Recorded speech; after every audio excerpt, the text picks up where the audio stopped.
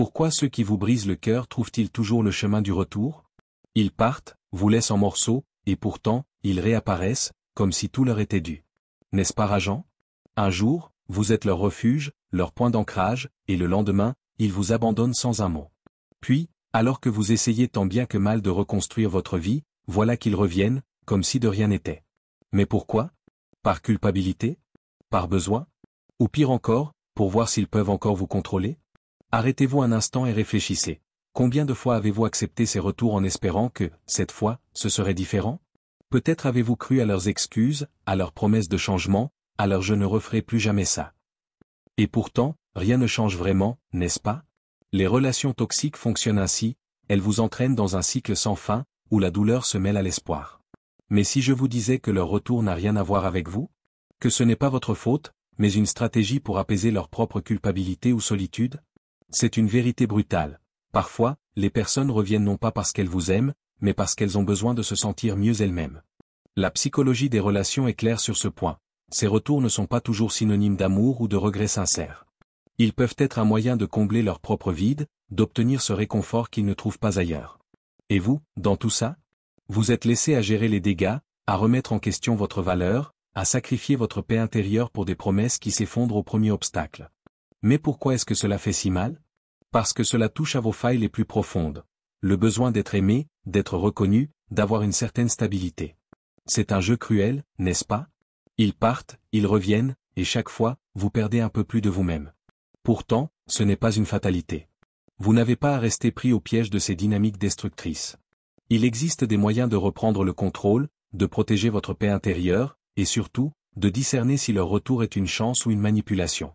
Alors, que faire quand ils reviennent après vous avoir blessé? Comment naviguer dans cette tempête émotionnelle sans perdre de vue votre propre valeur? Et surtout, comment savoir si cette fois-ci, c'est différent? Accrochez-vous, car nous allons explorer ces questions avec profondeur et honnêteté.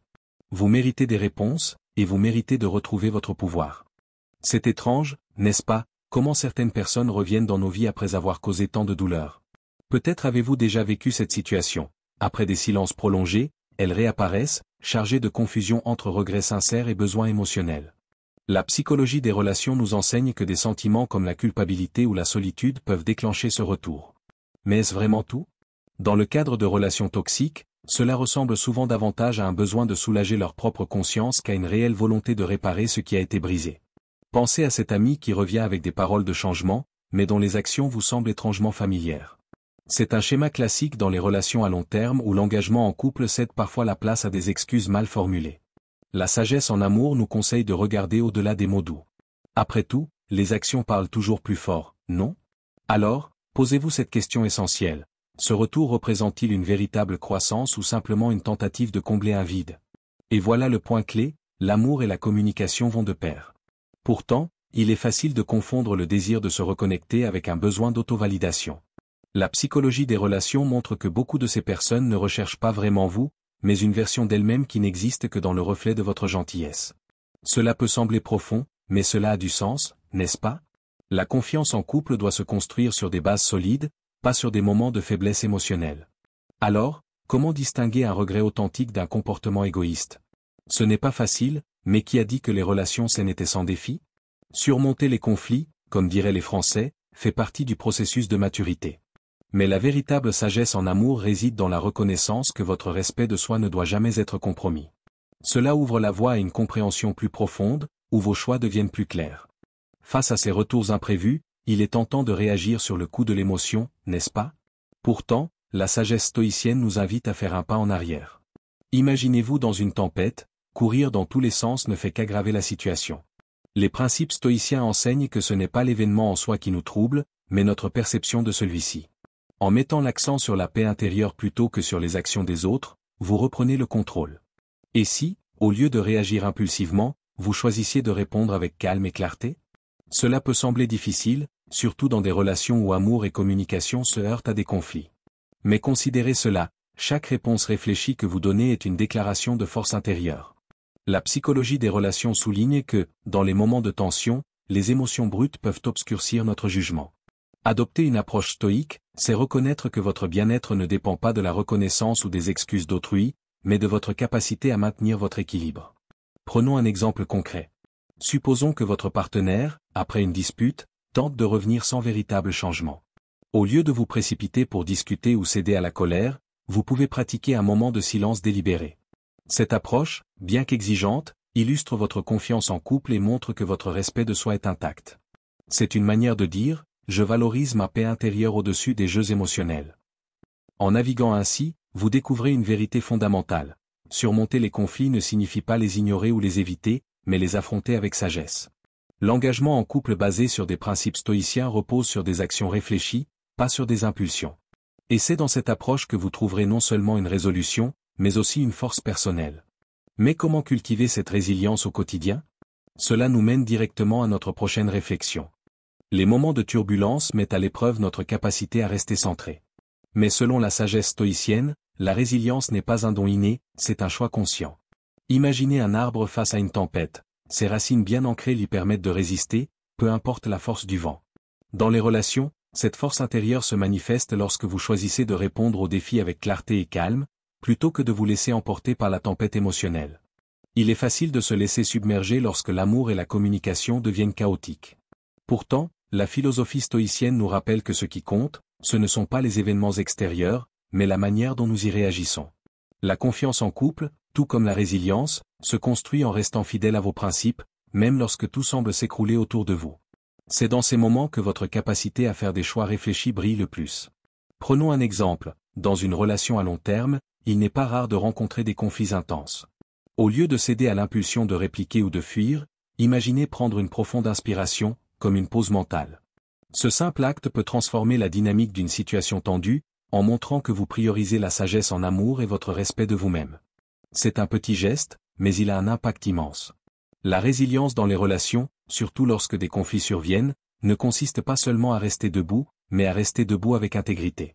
Surmonter les conflits exige non seulement de la patience, mais aussi la capacité de voir au-delà des circonstances immédiates. Mais comment atteindre cette clarté dans le chaos?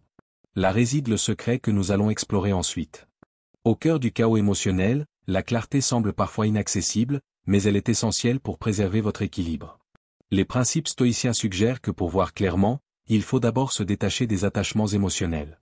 Imaginez-vous observer une rivière trouble, si vous plongez immédiatement, vous ne verrez rien. Mais en restant calme et en attendant que l'eau s'éclaircisse, la vérité devient visible. Dans les relations, cette approche vous aide à reconnaître ce qui est vraiment important, votre valeur personnelle et vos limites. Quand amour et communication deviennent confus, il est facile de perdre de vue ce que vous méritez réellement. La psychologie des relations enseigne que le chaos est souvent le reflet des insécurités des autres, projetées sur vous. En prenant du recul, vous réalisez que votre paix intérieure ne doit jamais être compromise. Par exemple, si un partenaire revient avec des excuses vagues, demandez-vous, est-ce un geste authentique ou une tentative de masquer un comportement répétitif? La clarté exige également une réflexion sur vos propres besoins et valeurs. Dans une relation saine, la confiance en couple repose sur une compréhension mutuelle et non sur des promesses superficielles. Prenez le temps d'évaluer les actions de l'autre, mais aussi vos propres réactions. C'est dans ces moments de réflexion que la sagesse en amour se manifeste, vous guidant vers des choix alignés avec votre respect de soi. Naviguer dans le chaos émotionnel n'est pas une tâche facile, mais c'est une opportunité de croissance. Chaque moment difficile peut être une leçon pour renforcer vos limites et affirmer votre valeur. Mais comment transformer ces expériences en force intérieure durable? C'est ce que nous allons approfondir dans la suite. Chaque expérience douloureuse, aussi déstabilisante soit-elle, contient une opportunité de croissance personnelle. Imaginez une épreuve comme un miroir, elle reflète vos forces, vos faiblesses, et surtout, vos besoins réels. Les relations toxiques, par exemple, peuvent vous enseigner l'importance de fixer des limites claires. La psychologie des relations révèle que ces moments difficiles sont souvent des catalyseurs pour renforcer la confiance en couple et réaffirmer votre estime de soi. Prenons un exemple concret. Après une séparation marquée par des conflits, il peut être tentant de rejeter entièrement l'autre ou de s'accabler de reproches. Pourtant, en prenant du recul, vous pouvez identifier des schémas comportementaux, non seulement chez l'autre, mais aussi en vous-même. Cela vous aide à développer des relations saines basées sur la compréhension et la communication, plutôt que sur la réaction émotionnelle. C'est dans ce processus que réside une véritable sagesse en amour. Les leçons tirées de la douleur sont également des outils puissants pour renforcer vos valeurs personnelles. Par exemple, un partenaire qui revient sans montrer de véritables changements peut vous enseigner l'importance d'évaluer les actions plutôt que de se fier aux mots. Surmonter les conflits signifie apprendre à distinguer ce qui mérite votre énergie de ce qui ne fait que drainer votre paix intérieure. Ce genre de clarté est essentiel pour naviguer avec intégrité dans des relations à long terme. Mais ces leçons ne sont qu'un début. La véritable transformation se produit lorsque vous transformez ces connaissances en actions concrètes. Comment, alors, pouvez-vous montrer votre valeur sans céder aux impulsions ou aux attentes des autres? C'est ce que nous allons découvrir avec le pouvoir du silence et de la retenue. Le silence, souvent perçu comme une faiblesse, peut en réalité être une démonstration puissante de force intérieure. Dans une relation, lorsqu'un conflit survient ou qu'un partenaire revient après avoir causé de la douleur, votre capacité à ne pas réagir impulsivement en dit long sur votre estime de soi. La psychologie des relations nous enseigne que le silence contrôlé est un outil puissant pour maintenir votre paix intérieure tout en communiquant votre valeur. C'est une manière subtile, mais efficace, de redéfinir les dynamiques relationnelles. Imaginez un scénario courant. Après une dispute, votre partenaire envoie un message vague, espérant déclencher une discussion immédiate. Au lieu de répondre dans l'instant, prenez le temps de réfléchir. Ce moment de silence n'est pas une fuite, mais une pause stratégique pour éviter des réactions émotionnelles inutiles. Dans l'amour et la communication, cette tenue peut désamorcer les tensions et montrer que vous priorisez votre bien-être. Cela reflète une confiance en couple ancrée dans la maturité. Mais attention, le silence ne signifie pas ignorer indéfiniment. Il s'agit plutôt d'un espace pour vous recentrer et évaluer si la situation mérite votre énergie. La sagesse en amour réside dans cette capacité à faire la différence entre ce qui alimente votre croissance personnelle et ce qui nuit à votre paix. Surmonter les conflits avec silence et discernement montre que vous n'êtes pas prisonnier des schémas émotionnels réactifs, mais maître de vos choix. Ce pouvoir du silence, lorsqu'il est bien utilisé, devient une déclaration de respect de soi. Mais il soulève aussi une question importante. Comment distinguer une véritable transformation chez l'autre d'un simple désir de contrôle ou d'attention? Pour cela, il est essentiel d'apprendre à évaluer les changements authentiques, ce que nous explorons ensuite. Dans les relations, distinguer un changement authentique d'un simple geste opportuniste peut sembler un défi. Pourtant, c'est une étape cruciale pour protéger votre paix intérieure et vos valeurs. La psychologie des relations nous apprend que les actes valent toujours mieux que les mots. Par exemple, lorsqu'un partenaire prétend avoir changé, demandez-vous, ces actions reflètent-elles réellement ses promesses, ou est-ce une façade destinée à obtenir ce qu'il veut? L'amour et la communication doivent être alignés pour révéler une véritable transformation. Un signe clé d'un changement authentique est la constance. Supposons qu'une personne qui a causé de la douleur s'engage soudainement à améliorer les choses. Observez si cet effort se maintient avec le temps ou s'il s'estompe une fois que la tension diminue. La confiance en couple ne peut se construire que sur des bases solides, où les intentions sont soutenues par des preuves tangibles.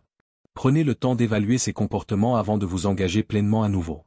Un autre indicateur est la capacité de l'autre à accepter sa part de responsabilité sans excuse ou minimisation. Dans des relations saines, le respect mutuel et la sagesse en amour incluent la reconnaissance des erreurs passées. Si cette prise de conscience est absente, cela peut indiquer une intention superficielle plutôt qu'un changement sincère. Surmonter les conflits demande non seulement des efforts de votre part, mais également un engagement équivalent de l'autre. Enfin, posez-vous cette question essentielle, ce retour enrichit-il votre vie ou la complique-t-il davantage? Si la réponse penche vers la deuxième option, il est peut-être temps de réévaluer vos priorités.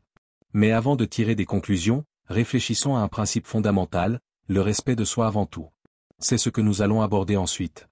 Le respect de soi est la pierre angulaire de toute relation saine. Sans lui, il devient difficile de fixer des limites ou de protéger votre paix intérieure. Dans les moments où un partenaire revient après avoir causé de la douleur, la tentation de céder peut être forte, surtout si l'amour et la communication ont laissé des souvenirs précieux. Pourtant, la psychologie des relations nous enseigne que se respecter soi-même, c'est aussi dire non quand cela est nécessaire. Après tout, un engagement en couple doit renforcer votre bien-être, pas le compromettre. Imaginez que vous êtes face à une personne qui vous demande une seconde chance, mais dont les actions passées ont sapé votre confiance. En priorisant vos besoins et vos valeurs, vous envoyez un message puissant, vous méritez mieux que des promesses vides. Ce respect de soi ne consiste pas à rejeter les autres, mais à vous choisir en premier. La confiance en couple repose sur cette capacité à rester fidèle à vos principes, même sous pression. Cela peut inclure des décisions difficiles, comme maintenir vos limites face à des tentatives de manipulation. Par exemple, si quelqu'un insiste pour rétablir une relation sans démontrer de véritables changements, votre respect de soi vous permettra de reconnaître ce qui est aligné avec vos valeurs. Cette sagesse en amour vous aide à voir que surmonter les conflits ne signifie pas sacrifier votre paix intérieure pour satisfaire les attentes des autres. En fin de compte, le respect de soi est un acte d'amour envers vous-même. Mais comment savoir quand vos choix sont vraiment alignés avec vos besoins? Et surtout, Comment transformer cette force intérieure en une base pour construire des relations saines à long terme? Ces questions ouvrent la voie à une réflexion plus profonde sur le pouvoir de l'autonomie et de la croissance personnelle.